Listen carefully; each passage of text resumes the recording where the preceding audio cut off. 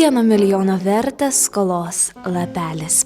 Sveiki, brangieji, džiugu, kad jūsų tiek daug susirinko į šią šventę.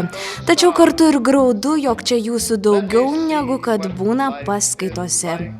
Tikiuosi nebūsite lyg mirusios sielos 2013 metų mediume, kokie kad būnate paskutinėse paskaitose.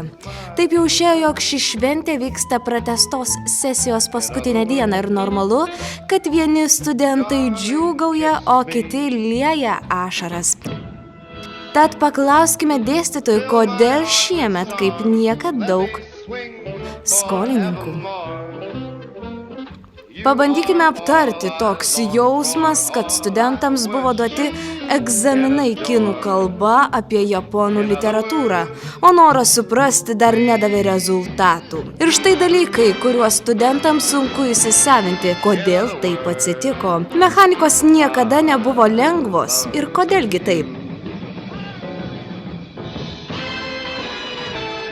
Mes prisiekime būti kirviai.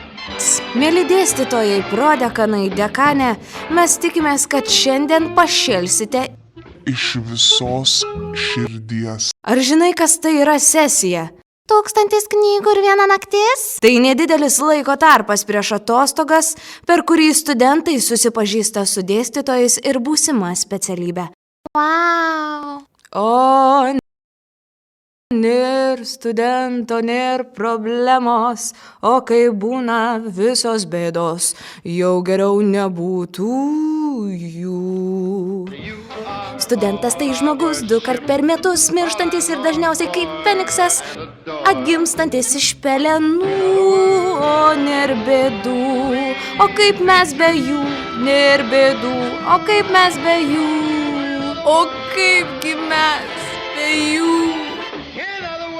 Tikimės, kad 2013 metų mediumas jums bus itin įsimintinas ir nepakartojamas, taigi gražaus vakaro. Nežinojimas tai jėga išmetanti studentą iš universiteto.